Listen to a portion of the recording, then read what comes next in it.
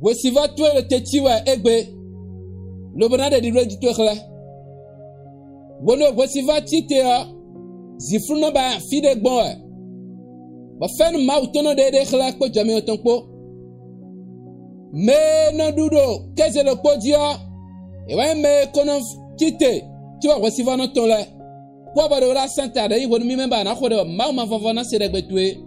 Mina hando Marc 16 verset 2. E yunado. Akuno zangbe zazante wenu wedo titon wea ye Jesus si yodokon bete na dudo keze lo podila wai me kono tite tioba kwesiva no tite le nkode abodo do Jesus si nkame o e yanzan de do akuno zankla lo pomele de bude do yeme lo bo renda gbe tuele do Jesus si nkoro no me o ye na srubiton ye na vibiton de Jesus in commun. Ami. Et ça y bode vonua e bedinwe. Monol podo amisisa ya si sentompo anagba debude yodo.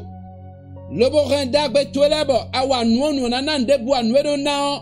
eno ati comme si la eno ibedo do me fide da eno ibedo fide do me ze sekho de ba wa nuo an mon le debude me ha nda gbe no ton si me ha e ya nu debude kono renda gbe twene le do nu awa le me o e ya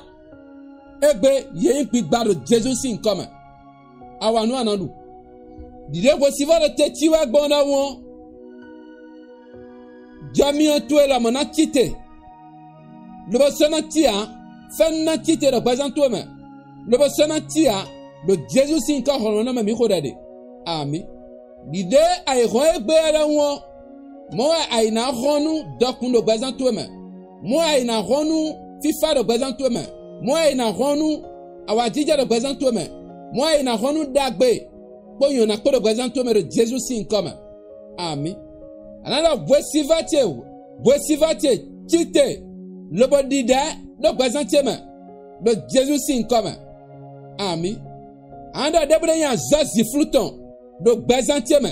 do azatieme do wendotieme do vitira sing bazama do asute sing bazama do asite sing bazama do devizatieme do nointiere bime e ya undegbe do kakaja ajabantome do afeto leme do projeto leme e ya ndegbe do Jesus Christ comme e ya mi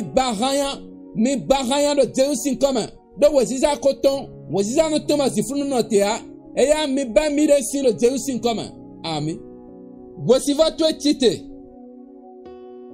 ndebu sona do etea e sona tia e na di de kaka so iro Jesus comme unda debu de yodo kabi nu debu so si rewe tea e so si en gigo to tea le Jesus comme mi khodade ami egbe sansantion wosiva to tite ba ziflu ba teme ko représente toi même ziflu ba teme ko ajogban to me e ba teme ko victoire sin gbazame e ba teme ko wendo to me do Jesus sin come e ba teme ko azot to me do Jesus sin come adinu